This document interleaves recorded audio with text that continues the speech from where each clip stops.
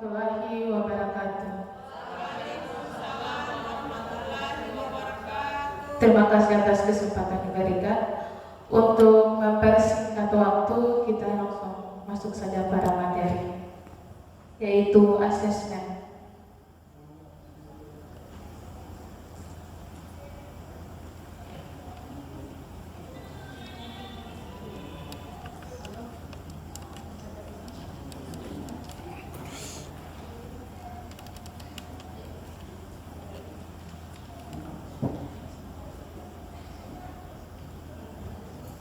Baik, untuk istilah asesmen atau penilaian sebenarnya sudah selama kita lakukan di masing-masing instansi Bapak Ibu guru. Cuma bedanya di sini kita sudah menggunakan asesmen kurikulum merdeka. Asesmen kurikulum merdeka sebenarnya tidak jauh beda dengan asesmen K13. Mungkin hanya istilahnya saja yang berbeda. Kalau pada kurikulum K13 kita mengenal ada penilaian harian, ada penilaian akhir semester, tengah semester atau ujian sekolah. Kalau pada asesmen kurikulum merdeka itu meliputi 3 aspek. Yang pertama yaitu diagnostik, yang kedua formatif, dan yang ketiga yaitu sumatif. Asesmen diagnostik dilakukan pada saat biasanya di awal tahun pembelajaran. Kalau di SMP 2 kita melakukan asesmen diagnostik sebelum kegiatan MPLS. Bentuk dari diagnostik atau asesmen diagnostik ini yang kita lakukan, kita membagi angket pada siswa. Angket itu diantaranya dari tentang hobi dari itu sendiri, pelajaran yang dia sukai. Nah, tujuannya untuk asesmen diagnostik ini kita bisa mengetahui gaya dan minat belajar siswa itu sendiri. Nah, biasanya kita lakukan di dalam pembelajaran, yaitu di awal pembelajaran dan proses pembelajaran. Formatif yang kita lakukan pada awal pembelajaran, tujuannya kita bisa mengetahui kebutuhan dari siswa itu sendiri, kebutuhan belajar. Dan yang kedua, formatif assessment yang kita lakukan pada proses pembelajaran, yaitu tujuannya untuk mengetahui kemajuan belajar siswa. Tetapi Bapak Ibu guru, untuk asesmen formatif tidak menjadi acuan atau pertimbangan pada nilai rapor. Tetapi yang jadi pertimbangan dan acuan rapor, dia masuk pada sumatif atau hasil belajar.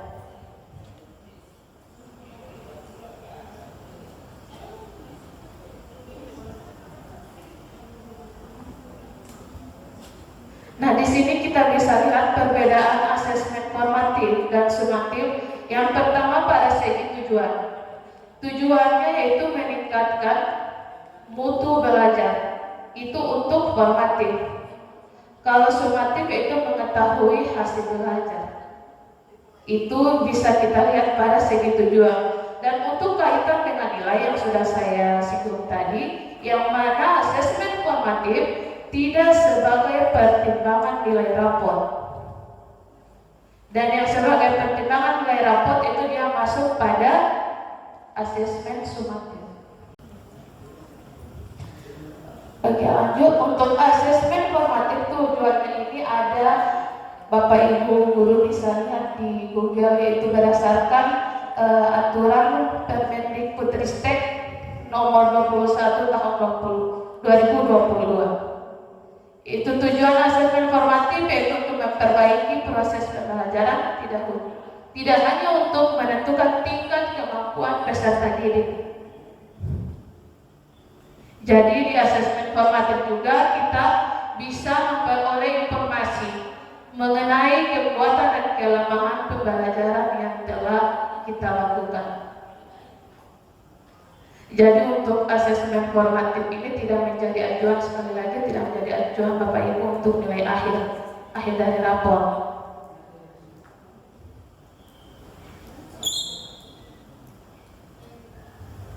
Nah, ini juga masuk pada aturan Permendikbudristek nomor 21 tahun 2022. Nah, saya singgung kembali kalau untuk ke-13 kita mengacu pada KKN, istilahnya KKN. Tapi kalau untuk kurikulum merdeka itu istilahnya baru menjadi KKTP. Sistem penilaiannya sama Bapak Ibu, dan mungkin istilahnya saja yang berbeda.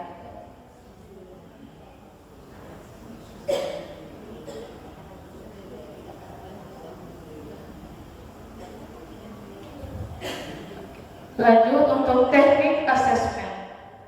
Teknik asesmen ini ada beberapa yang bisa kita gunakan Bapak Ibu. Yang pertama observasi, yang kedua penilaian kinerja, yang ketiga tes tertulis, keempat tes lisan, dan yang terakhir protokolnya. Ini ada beberapa teknik asesmen yang bisa kita gunakan pada asesmen kurikulum merdeka.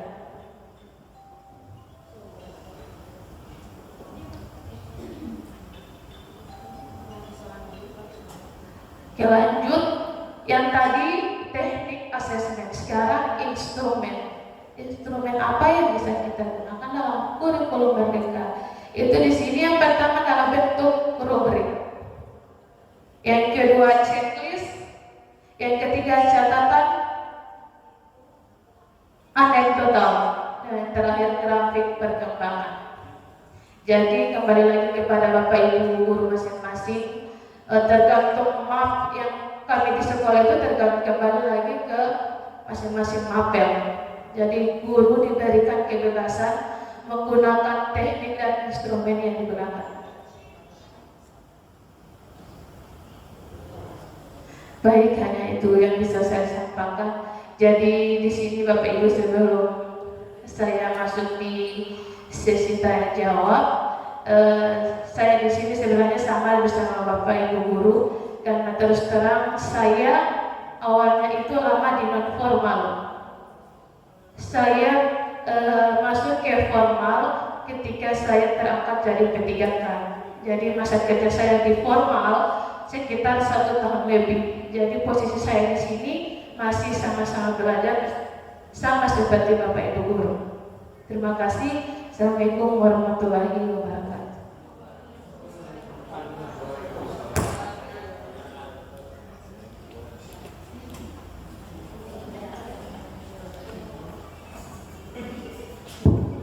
Bapak Ibu,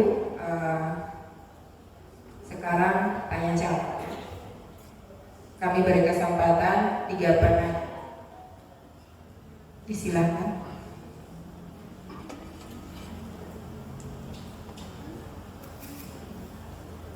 Disilakan Bapak Ibu yang ingin bertanya.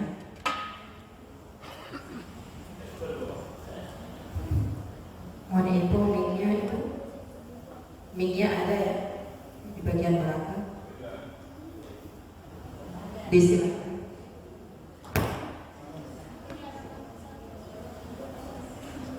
Ada pertanyaan? Kalau tidak ada, lanjut beli. Oh, disilakan. Ya, mari.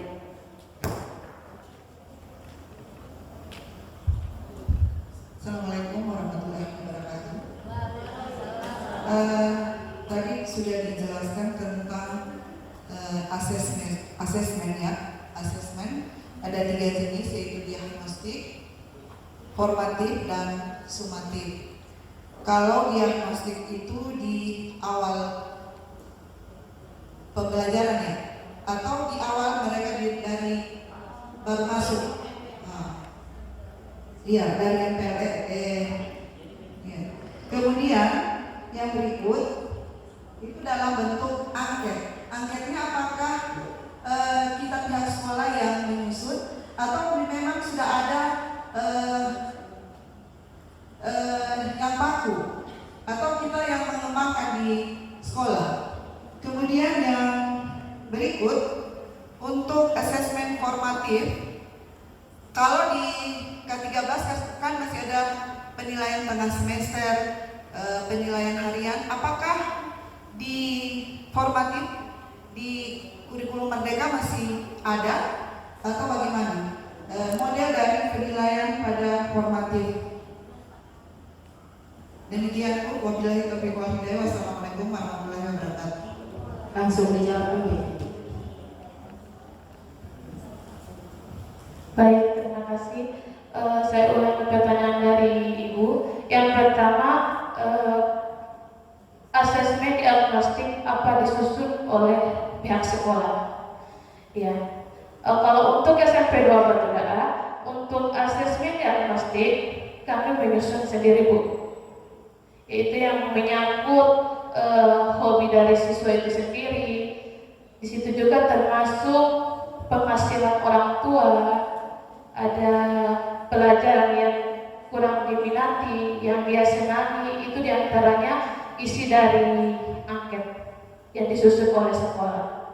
Dan yang kedua, untuk asesmen formatif, kalau terkait dengan penilaian akhir semester, penilaian tengah semester, kalau menurut saya itu masuk di asesmen sumatif. Karena kalau di asesmen sumatif itu kita melakukannya ketika Bapak Ibu telah selesai misalkan satu topik, kita melakukan asesmen sumatif. Satu topik, dua topik, tiga topik yang kita anggap sudah bisa kita melakukan penilaiannya, maka itu kita lakukan di asesmen sumatif. Dia tidak masuk pada asesmen formatif. Kenapa? Karena asesmen formatif ini kita lakukan hanya pada awal pembelajaran dan proses. Kalau untuk yang biasa kan kalau di kurikulum K13 kita istilahnya ada ulangan harian. Nah, ulangan harian itu masuk di asesmen sumatif. Dia tidak pada formatif. Yang formatif itu Bu, seperti misalnya kami pelajaran IPA itu misalnya ada formatif. Ya.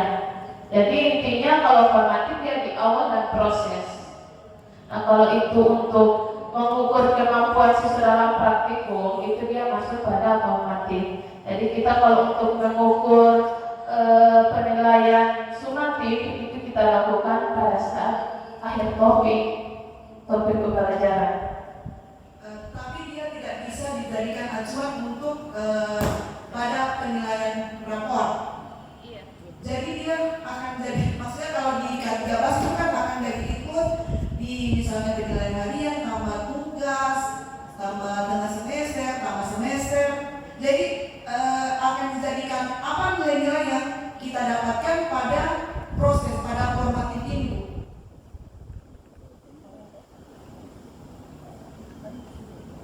Oke, terima kasih Bu. Mungkin ada lagi yang sama-sama tim dengan saya membantu menjawab. Lagi boleh. Sebelah sini.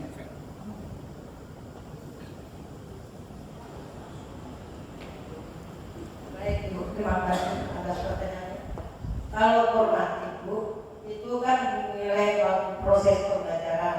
Jika setiap TP ini sama dengan tujuan pelajaran sama dengan karir.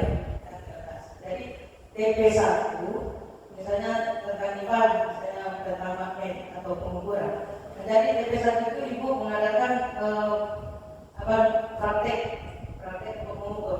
Kita taruh di mana itu praktek? Taruh di formatif di TP1 karena di daftar nilai itu kan ada TP formatif dan sumatif. Nah, formatif 1 jika itu mengadakan pembelajaran pada saat materi bab 1 dan bab 1 ya. Jadi ada berapa tema? Bab 1 ada berapa tema? Tema pertama itu mengadakan praktek misalnya. Jadi nilainya taruh di mana? Taruh di formatif TP1. Jadi untuk kemana itu enggak pengaruh ke rapor? Itu pengaruh juga untuk deskripsi karena itu akan melihat dari awal bahwa ini anak kalau sudah bab 1 selesai itu mengadakan ulangan akhir dari bab 1 itu. Dari semua sub temanya satu kali diberikan ulangan. Nilainya kemana? Diberikan ke nilai sumatif. masukkan ke sumatif. Baru formatif ini Bu tidak ada pengaruh, ada Bu. Pengaruhnya nanti kan ada deskripsi Bu di rapor bahwa ini anak kalau di sumatif rapor kami kurikulum merdeka Bu cuma satu nilai untuk rapor dari ambil dari nilai sumatif itu.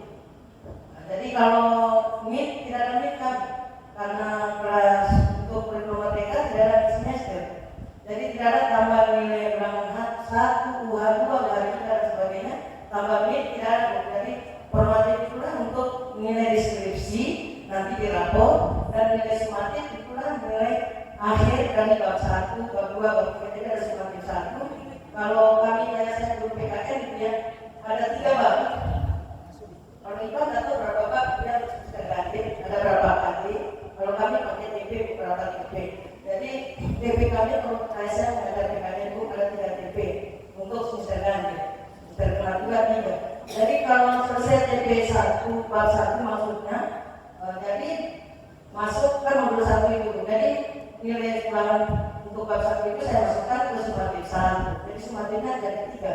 Sumatif 1, sumatif 2, sumatif 3. Kalau formatif bisa lebih dari 3. Ya, cuma 1 kali Bu. Kalau formatif boleh lebih dari 3. Terserah kita kan per tema untuk bab 1 mungkin ada 4 tema. Jadi 4 kali kami bikin ulangan formatifnya. Ulangannya bisa dalam bentuk rubrik, bisa ulangan lisan, bisa praktek. Nanti nilai itu masuk ke kita melihat si A misalnya, si baru dia mampu untuk mengukur, tapi dia belum mampu untuk meningkat. Lihat dari nilai yang formatif 1, formatif 2 itu. Kalau misalnya bab 1 sampai 3 TP, maka formatifnya dibikin 3 kali. Jadi di ulang terakhirnya masuk ke bab 1, sumatif 1. Itu tidak ada lagi mid semester untuk kurikulum merdeka. Saya rasa begitu.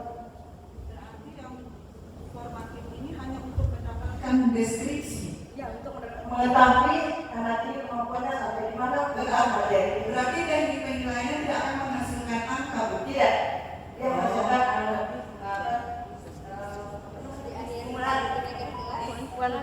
kualitatif. Ya, kalau kualitatif kan angka. Ya, Kemudian yang sumatif Bu, berarti kalau misalnya di tema-tema yang kalau misalnya ada 3 tadi seperti yang disampaikan, berarti nanti akan ada 3 nilai, kemudian rata-rata itulah nilai dan Islam sekarang. Ya, mungkin ada pertanyaan. Saya tahu, ya, karena kepala sekolah itu menyampaikan kepada mereka. Jadi Bapak dan Ibu, kalau siswa yang tahu persis kemampuan, karakter peserta didik dan kemampuan kompetensi peserta didik adalah guru sendiri. Nah, dengan adanya kurikulum merdeka ini, itu kalau ada siswa setelah kita lakukan sumatif misalnya dalam 1 semester, guru itu melakukan ada katakanlah 5 kali sumatif, ya. Nah, pada saat proses untuk sumatif akhir atau semester, guru bisa mengambil satu keputusan untuk si A tidak perlu saya ikutkan semester karena nilai untuk sumatifnya 1, sumatif 2 sudah mencukupi, tidak perlu lagi mengikuti semester. Itu kelebihan dari IKN. Jadi begitu. Jadi guru yang tahu persis sehingga, tapi dia memiliki data. Guru memiliki data yang otentik sehingga ketika dirapat dia bisa mempertahankan. Ini peserta ini besar. Makanya itu kelebihan sehingga ketika siswa memiliki sudah si A, si B, si D tidak perlu mengikuti semester. Sudah disampaikan ini, tapi memang data nilai peserta didik ini valid dan otentik dimiliki oleh guru. Makanya guru melakukan asesmen ini harus benar-benar mempersiapkan diri apa yang akan dilakukan untuk peserta didik ini, asesmen seperti apa. Makanya setiap sumatif akhir, misalnya sumatif 1 kita sudah lakukan. Sumatif 1 itu bisa jadi menjadi formatif. Paham ya? Kita misalnya ada berapa? Ada 5 katakan 5 kali sumatif. Sumatif 1 bisa menjadi formatif. Kenapa? Karena formatif itu kan untuk kita melihat peserta didik ini kemampuannya seperti ini. Oh, ternyata apa yang ingin kita harapkan dari perencanaan pembelajaran yang kita sudah lakukan tidak tercapai. Misalnya, ya, tidak tercapai. Guru menyusun lagi perencanaan untuk berikut, tapi dia ada tandai anak ini sehingga dia melakukan penyusunan modul ajar lagi yang bisa meningkatkan kemampuan. Ternyata yang pertama kayaknya tidak memberikan hasil sesuai ekspektasi yang kita harapkan. Maka guru bisa sehingga tadi semakin kamu menjadi formatif. Acuan dia untuk melakukan penyusunan modul ajar berikut, perencanaan pembelajaran berikut. Jadi modul ajar di Bapak itu tidak disusun untuk 1 tahun 1 kali disusun, tidak. Kalau perlu, misalnya 3 kali kita melakukan tatap muka pertemuan dengan satu pokok bahasa, misalnya 1 bab 3 kali. Cuma itu yang dibuat dulu. Itu yang dibuat dan perlihatkan ke kepala sekolah. Ini yang saya akan lakukan. Nah, di situ kita wawancara seperti apa yang kita akan melakukan, apa yang diharapkan peserta didik. Jadi kita dialog seperti itu. Apa yang dia sampaikan itu yang akan saya lihat. Apa benar yang dia wawancara dengan saya itu apa dia hasilkan? Kalau tidak sesuai harapan, dia melakukan refleksi. Jadi guru melakukan refleksi. Kalau di sekolah kami itu 1 minggu 2 kali. Di refleksi itulah kita memecahkan masalah-masalah yang dihadapi oleh guru, sehingga ketika ada masalah kita selesaikan, sehingga ada solusinya dari sesama guru walaupun dia berbeda lintas mapel. Karena di sekolah kami 1 mapel 1 orang, jadi tidak ada istilahnya kolaborasi antar mapel, antar 1 mapel tidak, tapi lintas mapel. Gitu. Silakan. Ini pertanyaan ke saya. Oh ya.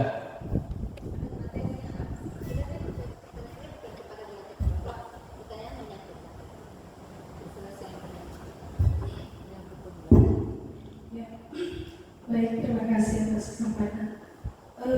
Yang pertama, kami sebagai sekolah dari penyembasan sekolah penggerak merasa bersyukur ikut kegiatan ini, karena kami di sekolah yang belum sekolah penggerak itu sama sekali belum, mungkin di beberapa sekolah yang sudah mandiri berubah seperti SMP 1 Telaga sudah dari tahun kemarin sudah mulai menerapkan.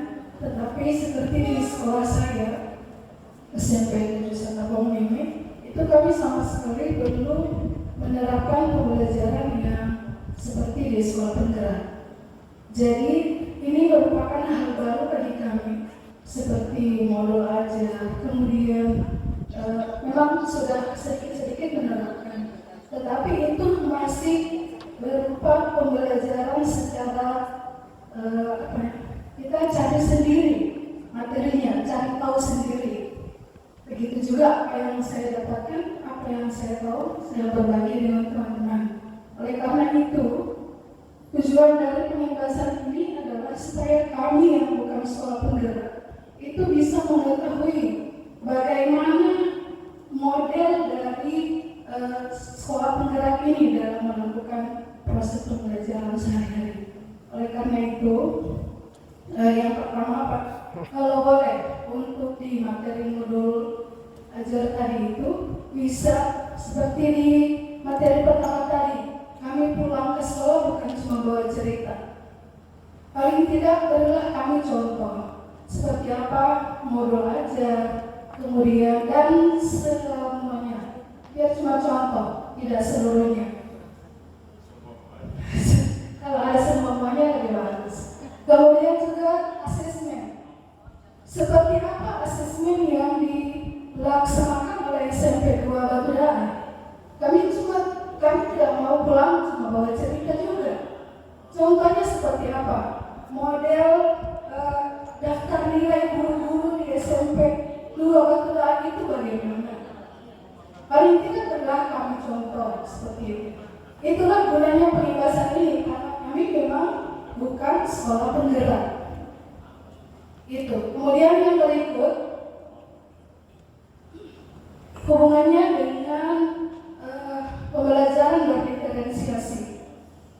Terus terang Pak, saya merupakan salah satu alumni dari guru penggerak angkatan 2 dan sekarang sebagai pengajar praktik di angkatan 6 dan angkatan 9. Itu kami di guru penggerak itu sebenarnya pemateri kedua tadi ingin saya luruskan. Kami tidak mendapatkan materi tentang modul aja. Tapi itu khusus ranah dari sekolah penggerak. Nah, di guru penggerak lain lagi ceritanya. Jadi mungkin ini pemahaman untuk Bapak Ibu semua bahwa di guru penggerak itu memang ada beberapa materi esensial. Khususnya adalah bagaimana perilaku guru terhadap siswa. Jadi untuk membuat modul acara itu saya ini dari guru penggerak angkatan 2 sampai jadi pengajar praktik tidak ada materi modul aja di guru penggerak. Apalagi saya transisi ketika saya meninggalkan SMP 1 Telaga yang masih K13, saya pindah ke Wong Meme. Itu sudah berubah dari jadi mandiri, berubah ya. Iya, jadi saya seperti orang yang linglung. Sebagaimana ini, tinggal cari tahu sendiri. Oleh karena itu saya sekali lagi bersama teman-teman sangat bersyukur dengan adanya kegiatan ini. Kami jadi terimbas oleh sekolah penggerak. Nah ya, tadi untuk pembelajaran diferensiasi, kira-kira hubungannya ke asesmen itu di mana? Kita kan tahu diferensiasi itu sesuai dengan kebutuhan anak. Ada yang audio, visual, kinestetik. Nah, penilaian akhirnya hubungannya dengan diferensiasi bagaimana? Yang audio nilainya bagaimana, yang kinestetik dan yang visual. Hubungannya, apalagi akhirnya cuma hanya ada satu nilai kan kalau tidak salah. Nah, jadi mohon penjelasan. Terima kasih. Assalamualaikum warahmatullahi wabarakatuh. Adalah intervensi dari kementerian mungkin sama dengan sekolah penggerak, ternyata belum ya. Terima kasih. Makanya kami tadi mengajak untuk kolaborasi, artinya saling share apa yang diketahui oleh guru penggerak atau TGP. Mari kita saling berbagi. Kita bagusnya kita saling bertukar pemahaman tentang IKN. Terima kasih Bapak dan Ibu. Mungkin silakan siapa saya menjawab. Masih Ibu. Bisa dijawab. Baik, terima kasih. Langsung saja kita dicontoh format yang kita pakai di SMP 2. Ini contoh mapel matematika. Nah, di sini di format kita sudah masukkan yang formatif dan sumatif. Yang formatif ini kita berikan dalam bentuk kualitatif, ya dalam bentuk bukan angka. Itu yang ada pada formatif ini. Di sini kebetulan di matematika dia ada 3 topik, yaitu bilangan bulat, bilangan rasional, dan rasio. Dan di sini masing-masing topik ada beberapa TP atau tujuan pembelajaran. Contoh salah satu topik bilangan bulat. Di bilangan bulat ada contoh 4 TP. Jadi di masing-masing TP ini kita mempunyai nilai formatif. Lebih jelasnya saya berikan contoh asesmen yang hasil dari semester lalu.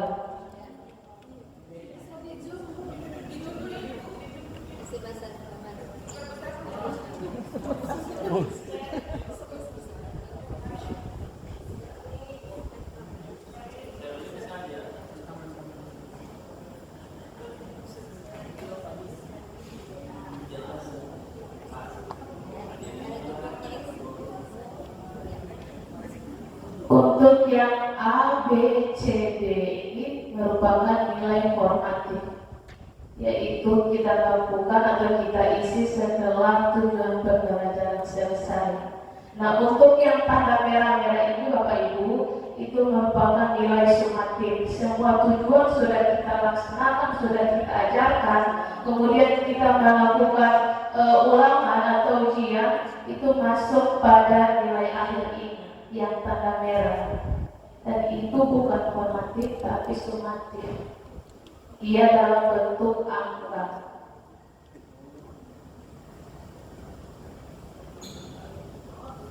Nah, lanjut di sini kenapa nilai dengan semester atau PTS tidak ada? Karena nilai PTS dalam raport dia akan terisi otomatis setelah kita mengisi nilai akhir-akhir dari masing-masing topik. Jadi kami sudah tidak melaksanakan PTS lagi. Karena nilai PTS otomatis akan muncul setelah kita memasukkan nilai akhir dari masing-masing topik. Jadi yang kita lakukan di sekolah itu tinggal akhir semester. Jadi PTS sudah tidak dilakukan lagi. Nilai rapor dari mana Bapak Ibu? Nilai rapor kita peroleh dari nilai rata-rata dari nilai akhir ini, yang kode merah ini, nilai rata-ratanya. Kemudian nilai rata-rata dari sumatif kita tambahkan dengan nilai akhir semester. Itulah nilai akhir rapor. Jadi nilai akhir ini, rata-rata nilai sumatif ini diperoleh dari nilai akhir topik yang pertama, kedua, ketiga ditambahkan kemudian dibagi 3. Yang nilai ini diperoleh dari nilai akhir semester.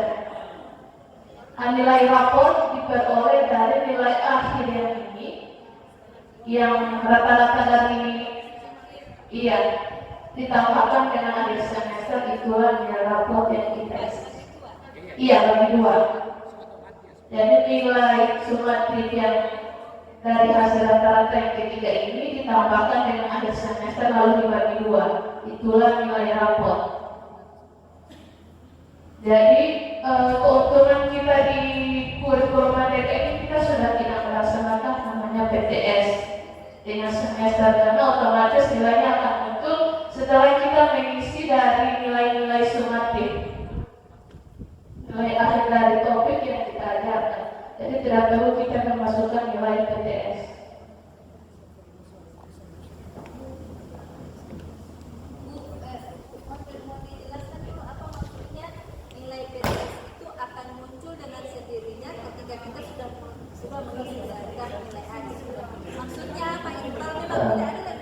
Baik, mohon maaf sulit ya menjelaskan kalau kita tidak menampilkan langsung aplikasi e-rapor. Kalau langsung masuk di e-rapor, Bapak Ibu tinggal masuk yang nilai-nilai ini 1, 2, 3, otomatis nilai PTS sudah ada.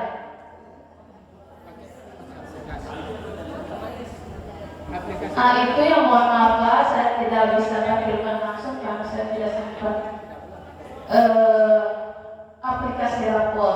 Kalau di aplikasi rapor Bapak Ibu sudah bisa lihat langsung. Kalau nilai dari AB ini formatif ya Bapak Ibu. Kembali lagi ke mapel masing-masing. Kita untuk matematika itu ada interval nilai. Misalnya 0 dari 60 dia masuk di kategori C atau D. Kemudian yang B itu 70 atau sampai 80 masuk di kategori apa? B atau A.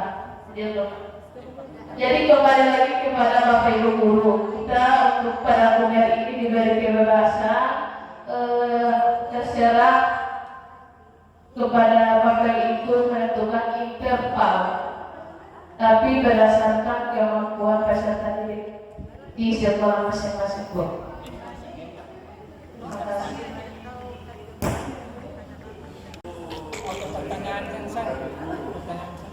Masih ada pertanyaan?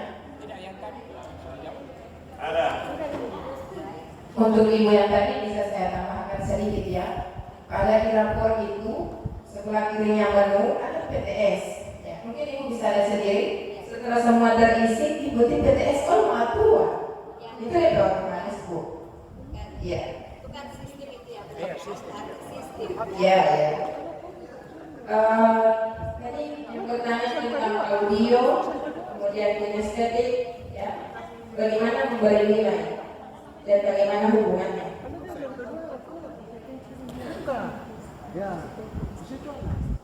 Buka di website SMP2 Bu untuk dirapotkan.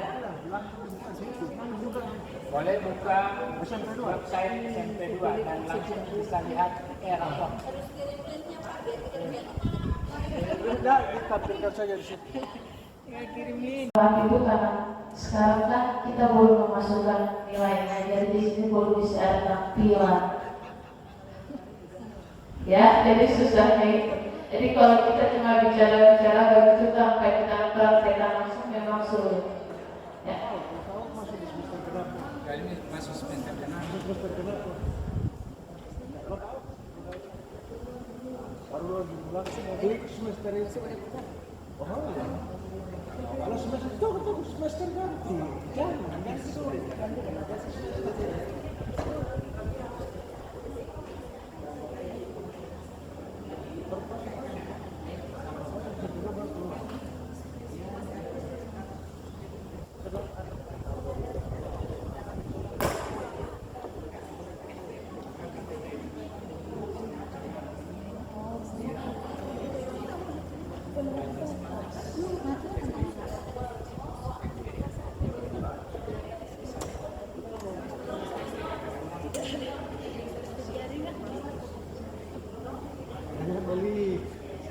Mohon maaf, Bapak Ibu masih bertugas.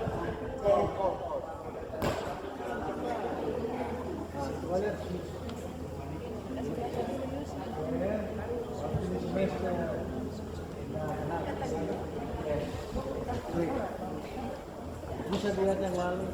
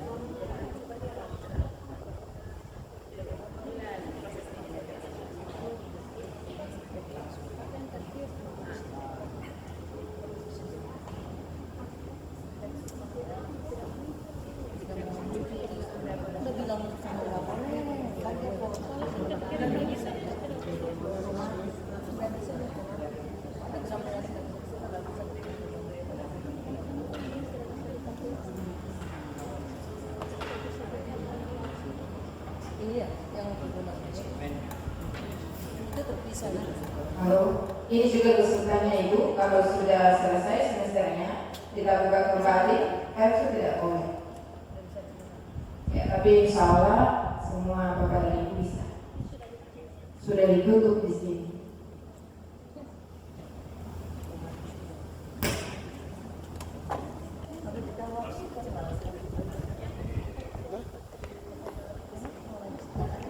Masih ada pertanyaan Bapak Ibu? Oh, ya. Disilakan ada lainnya. Materi hari ini untuk kami sekolah belum sekolah penggerak ya, jadi pembebasan dari sekolah penggerak. Kebetulan SMP 1 Motelau itu masih mandiri, masuk mandiri berubah baru semester ini. Kemudian kemarin mandiri belajar, jadi sistemnya masih dominan K13. Nah, di dalam menerapkan program yang ada, tentunya kami tidak seperti sekolah penggerak yang notabene semua sudah difasilitasi, program sudah ada dari kementerian dan itu dilaksanakan secara runtuh ya, sehingga step by step semua hal-hal yang berkaitan dengan pembelajaran, berkaitan dengan asesmen, berkaitan dengan program, semua dikupas tuntas seperti itu. Nah, kami untuk IKM apalagi masih berubah, tentu kami mencari sendiri kami lebih mengandalkan PNM. Ketika kami mendengarkan bahwa asesmen SMP 2 Batu Da'a seperti ini, kami melihat di KMM seperti ini, kami juga agak bingung kira-kira menerapkan yang mana gitu. Kemudian untuk nilai-nilai formatif, sumatif tadi, kemudian tidak ada lagi PTS. Sebenarnya kami di Mu'tamarah tidak seperti itu, karena tentunya kami masih menerapkan sesuai yang kami lihat gitu. Kami hanya menyimpulkan sendiri, karena tidak ada pedoman sendiri. Kami hanya melihat yang ada di BNN, kami padukan dengan keterjalanan masih ada 2 jenjang yang kelas 8, kelas 9 yang masih kelas 13. Jadi kalau kami harus menerapkan seperti ini yang tidak ada lagi PTS, kasihan kelas 8, 9. Maka tetap kami melaksanakan PTS untuk yang kelas 7 untuk pembelajaran berdiferensiasi, kelas 7, 8, 9 untuk penerapannya. Kemudian tetap untuk PTS kami gunakan juga di kelas 7. Karena memang acuan kami itu kan mesti mengabaikan kira-kira bukan mana, penjagaan kita itu kemana begitu. Jadi kami mencari sambil ingin mendapatkan sesuatu dari sini. Ketika melihat bagaimana model penilaian yang ada di Batu Da'a sangat sederhana, tetapi dari kami masih agak rumit, maka apa salahnya kami mengambil yang ini begitu Pak ya, yang penting Bapak ikhlas begitu berbagi dengan kami. Ujung-ujungnya mau hilang. Kemudian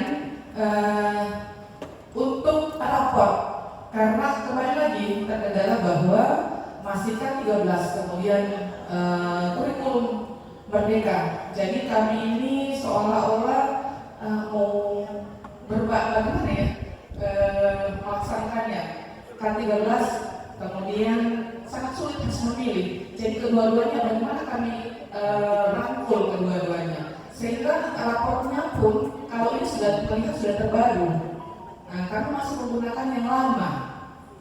Nah, kami ingin mendapatkan kira-kira bagaimana solusi kami sebagai pelaksanaan IKM yang notabene mandiri, tidak berbayar seperti sekolah penggerak dengan program yang sudah runtut, sudah dari A sampai Z, dan kami masih mendapat A, ada yang Z, kemudian kolaborasi lagi, dan ini yang kami dapatkan dari rahasia Citu dari SMP 2 Batu Da'a tentang pelaksanaan baik itu di asesmen, kemudian sampai di hasil raport yang ada.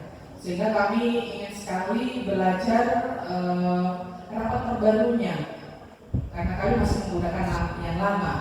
Sehingga tadi bingung, kami sudah ada jadwal PTS di SMP 2 Batu Da'a tidak ada lagi. Nanti ditanya, kok yang sana masih menggunakan PTS, yang sini tidak? Kendala itu Bapak Ibu, karena kami masih belajar. Kami hanya melihat yang ada di PPM saja, belum ada referensi lain. Dan baru ini ketemu dengan sekolah yang akhirnya sudah diundang oleh sekolah penggerak kita program-programnya. Terima kasih sekali lagi, tetap lebih.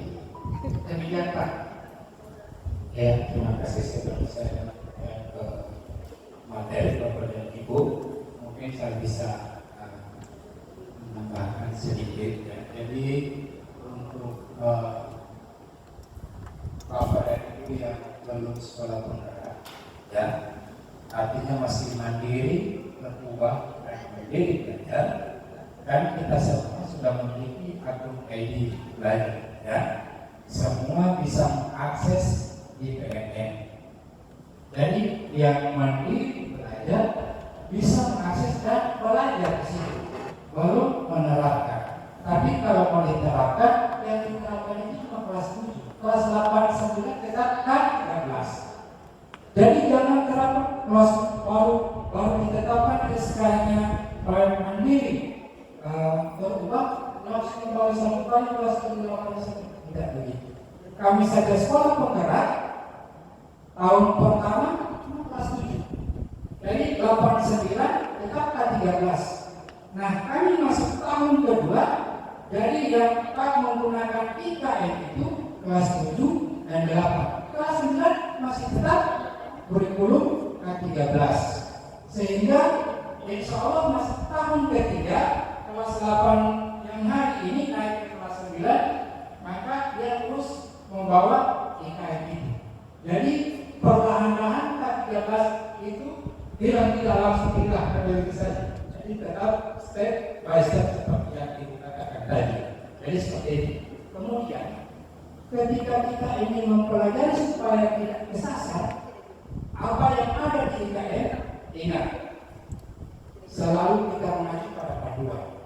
Ketika kita ingin mengetahui asesmen, buka panduan asesmen yang terbaru. Ketika kita ingin mengetahui bagaimana panduan menyusun KOS, kurikulum operasional satuan pendidikan, bukalah panduan cara menyusun. Itu kalau kita mengacu di situ, kita tidak akan kesasar. Ketika kita bingung, sudah ada bingung dan hubungi kami, karena kami sudah pengalaman sudah masuk kedua. Seperti supaya kita tidak seperti itu tadi bingung. Yang bisa membantu mengenai era kode yang kita gunakan.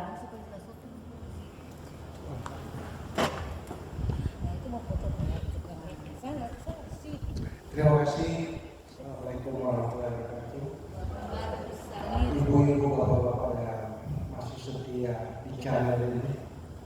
Untuk penilaian rapor itu, kalau pengalaman kami 2022 ditetapkan menjadi sekolah penggerak, benar apa yang disampaikan kepala sekolah, maka yang menerapkan kurikulum merdeka itu baru kelas 7. Kelas 8, kelas 9 masih tetap K13.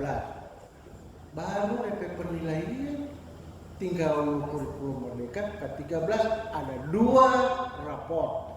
Buka kembali web SMP 2. Di website kami SMP 2 ini ada 2. Ini ada rapor K13 khusus kelas 7-8 khusus kelas 8 kelas 9 dan rapor kurikulum merdeka khusus kelas 7 waktu tahun lalu. Di tahun 2023 yang menggunakan rapor K13 tinggal kelas 9. Jadi semua format penilaian yang biasa kita lakukan di K13 di kelas 9 menggunakan K13. Tidak ada urusannya dengan kurikulum merdeka. Bahkan itu di kelas 9 yang sekarang kan masih K13, tidak ada P5, tidak ada proyek P5. Tapi karena ini yang sudah yang terbaru ada P3 untuk kurikulum 2 era 2013 itu ada nilai P3. Ya. Kalau yang kelas 7 ini untuk kelas 7 ini yang rapor kurikulum merdeka. Berbeda model penilaiannya yang 2013 dengan kurikulum merdeka. Yang sudah dijelaskan oleh Ibu Sri Ferbinatri tadi adalah yang kurikulum merdeka. Yang kurikulum 2013 tidak perlu dijelaskan lagi, saya kira sudah makanan kita hari-hari dari tahun-tahun berapa abad yang lalu itu.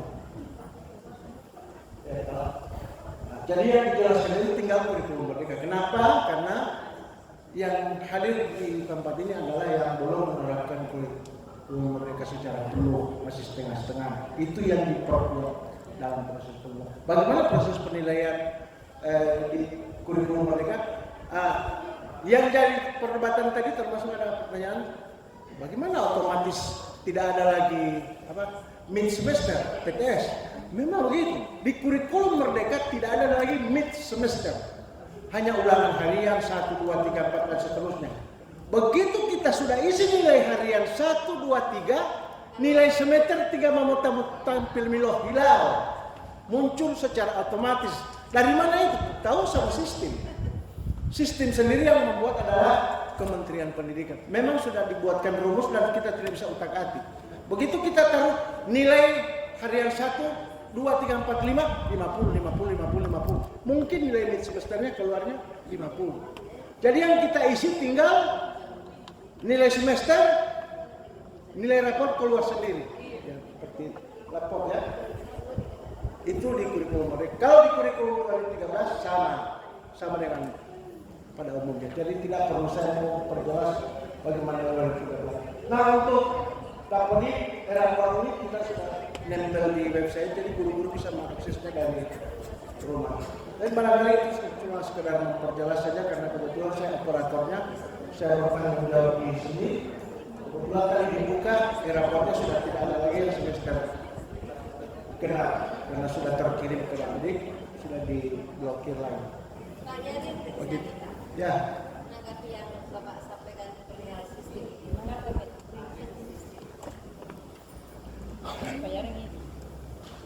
Ya, menanggapi yang disampaikan perihal sistem itu Pak, memang mungkin ya, kan itu kan tidak disebutkan Pak, itu tidak disebutkan kali itu memang sudah ada sistem dasar. Tapi merupakan catatan bagi kita untuk menyampaikan kepada pihak yang berkepentingan bahwa kalau memang tidak ada proses yang menilai PTS, boleh dihilangkan dari sistem yang dimaksud. Yaitu saran saya ketika bapak-bapak dan ibu-ibu mendapatkan materi assessment dari tingkat nasional, namun jadi masukan bahwa nanti dia boleh bernilai proses PTS dihilangkan sebagai PTS. Itu maksudnya. Ya, terima kasih. Oke, saran dari Ibu nanti saya akan sampaikan kepada Kementerian Pendidikan yang ada di Jakarta. Terima kasih Pak. Oh, saudara. Terima kasih atas penjelasannya Pak. Kami saat ini baru berubah. Kemarin karena dari belajar, otomatis seluruh rangkaian penilaian masih ke K13. Nanti mulai semester ini sudah menjalankan untuk mandiri berubah. Jadi akan nanti nampak raport yang terbaru. Nah, saya ingin menanyakan ketika SMP 2 Batu Daa pada posisi yang 2 tadi ada kurmer dengan K13, bagaimana, apakah sudah menggunakan 2 aplikasi e-raport itu, masih menggunakan yang sudah kurmer dan terbaru atau satu, kemudian di Dapodik ketika diupdate itu hanya 1 aplikasi yang muncul secara keseluruhan. Jadi seolah-olah yang 2 tadi akan menjadi korban. Terima kasih. Kalau yang di semester ganjil, sejak semester genap yang lalu, 1 e-raport, misalnya e-raport KM, sudah di dalamnya sudah ada juga yang K13. Tapi boleh juga kita pakai 2 aplikasi, tidak ada larangan. Boleh pakai aplikasi 2 e-raport, 1 aplikasi, yang KM. Yang K13 1 aplikasi. Boleh. Boleh juga pakai aplikasi e-raport KM yang terbaru, tapi di dalamnya sudah ada yang K13. Tidak ada di dalam aturan itu, harus pakai aplikasi ini, tidak ada. Jadi bahkan aturannya di Dapodik ya Pak ya? Iya, hanya di Dapodik saja. Yang penting di Dapodik itu harus jelas kelas misalnya 91 kurikulum apa yang dipakai, kurikulum Merdeka atau karena ada pilihan. Tapi biasanya kalau yang belum sekolah penggerak tidak ada pilihan untuk Merdeka itu. Tidak ada itu, hanya K13 semua itu, tidak ada pilihan alternatif. Kalau sekolah kami, makanya yang kami pertanyakan itu Pak, kan akan jadi korban yang nantinya korban ini ketika kita ambil K13, sementara kita baru mengawali untuk korban Pak. Sia-sia terasa kalau seperti itu. Karena korban kan itu datang K13. Nah itu yang saya pertanyakan itu Pak. Mereka ada solusinya Pak. Ada solusi. Jadi mandiri berubah apa tadi? Yang sekarang? Baru semester ganjil ini. Jadi kurikulum apa itu? 13 atau Merdeka? Kelas 89 K13. K13. Ya, kelas 7 ini 7. Jadi kelas 7 pakai aplikasi e-raport KM.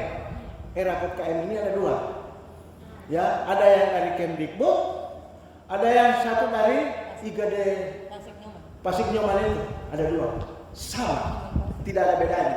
Jadi memilih yang Kemdikbud boleh, yang IGD juga boleh. Saya sudah cobakan 2-2. Kalau untuk kelas 7 pakai raport itu ya. Kalau ibu semua input nilai yang K13 pakai aplikasi raport K13. Jadi tidak nyampe. Cetaknya sendiri-sendiri aplikasi yang kelas 7 ya, tidak akan nyampe. Cuma raportnya akan berbeda. Kalau kelas 7 raportnya akan ketambahan dengan raport P5. menjadi tebal itu rapor untuk kelas 7 berbeda. Kalau kelas 8-9 agak tipis-tipis dengan berapa, tapi kalau kelas 7 jadi tebal karena ketambahan dengan rapor P5. Kecuali kalau guru-guru belum ada kegiatan P5, ya berarti kosong, tapi wajib, sebetulnya harus wajib aja. Harus diisi. Nah, pengisian rapor P5 lain lagi. Tidak pakai angka-angka itu, tidak pakai angka 50, 60, nah, dia pakai kualitatif. Misalnya menilai si A di bidang Bhinneka Tunggal Ika, kegotong royongan. Posisinya bagaimana? Sudah berubah, sudah meningkat, tidak meningkat, atau begitu-begitu saja. Karena ada pilihan. Ya. Cuma kualitatif, tinggal mencentang itu.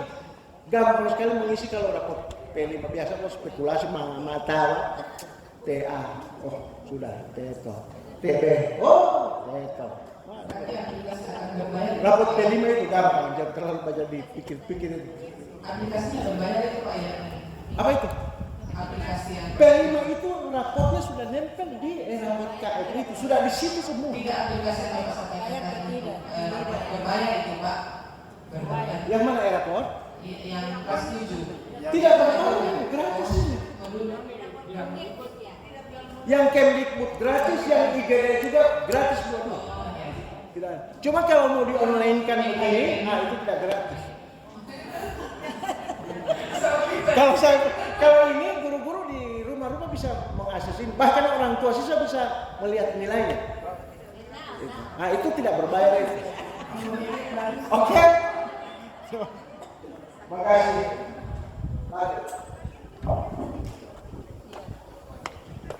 Baik, Ibu saya jawab untuk menjawab pertanyaan Ibu tadi bergaya ya. Gimana kalau gayanya estetik dan audiovisual dan audio? Itu Ibu cara menilainya, Ibu kan nggak mungkin Ibu mengajar dari PPK beda-beda dalam satu kelas ya. Pasti gimana kita menilainya Bu? Nilainya tidak KPD, lembar kerja peserta dirinya. Jadi yang estetik tentu tingkat soalnya berbeda dengan yang auditory dengan yang audiovisual dalam materi yang sama. Gitu. Jadi permasalahan materi ada KPD-nya nanti Ibu yang berbeda-beda menyusun soalnya. Jadi guru di sini harus kreatif Bu dalam membuat soal, tidak disamaratakan. Kalau di 13 kan sama rata semua. Ini soal untuk tujuan pelajaran pertama tentang misalnya dari matematika dan bulan. Jadi soalnya sama, susah, sedang, baru, suka sama. Tapi kalau di kurikulum merdeka kan karena berdiferensiasi tadi, jadi sesuai dengan minat dan gaya belajar anak itu. Jadi guru yang lebih tahu Bu, ini anak dia tergolong di kinestetik, bukannya cuma gerak-gerakan, belajar dari apapun model soalnya bagaimana dibuat di lembar kerja. Jadi guru harus menyiapkan setiap materi masuk harus ada DKPD 3 model sesuai dengan gaya dan minat belajarnya. Saya kira itu untuk jawaban Ibu. Kalau masih kurang puas Ibu silakan Ibu buka saja, ada cari di PMM juga ada Bu tentang asesmen.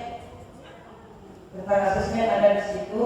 Kami juga selalu membuka di PMM. Saya juga buku dari materi dari di PMM bukan hanya dari Kemdikbudristek, tidak, dari guru-guru kreatif. Semua guru-guru seluruh Indonesia, baik guru bergerak, guru sekolah biasa, bukan sekolah merdeka, semua bisa mengirim hasil karyanya. Saya punya sudah 4 karya, saya masukkan di PMM dan juga 4 sertifikat yang sudah saya dapati. Insya Allah ini yang kelima, saya sementara menyusun tentang modul P5. Bagaimana cara asesmen P5? Saya kira itu. Terima kasih. Kalau masih kurang itu silakan baca di panduan operasional sekolah untuk sekolah bergerak ada semua. Ya, terima kasih Bu Feni. Puas ataupun perlu kalau kita menuntaskan tidak akan akan puas pada ini ya. Dan waktu terus berjalan. Sementara masih ada kos, masih ada P5, kemudian masih ada PBJ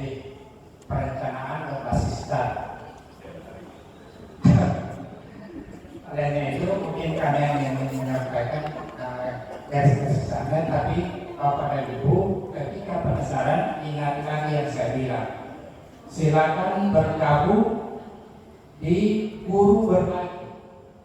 Bergabung di guru berbagi, Ibu bisa masuk ke sana dan bisa ketemu dengan seluruh guru kreatif di seluruh Indonesia. Tapi siap-siap dibangunkan, walaupun kita sudah tidur, ada jam webinar akan dibangunkan bagaimana harus ikut. Jadi kami ini guru bagaimana kita mampu menggerakkan seperti yang dibilang oleh Pak Adi tadi. Ketika kita sudah di level 4, maka yang kita lakukan harus mampu menggerakkan. Kalau level 3 kan berkolaborasi. Level 4 kita harus mampu menggerakkan. Ketika kita sudah di situ, insya Allah lama-lama tidak lagi pekerjaan yang berat. Itu kembali ya. Sekarang kita masuk pada kelima. Inilah menarik kayak digitalisasi tadi. Karena kelima ini yang terus merupakan akan menjadi proyek buat anak yang nantinya nilai kelima ini tidak mengharapkan supaya kelima ini menjadi produk dari peserta didik, tapi bagaimana proses itu akan berlangsung sehingga kita ketika peserta didik akan keluar atau akan ke dunia kerja nanti, dia sudah tahu apa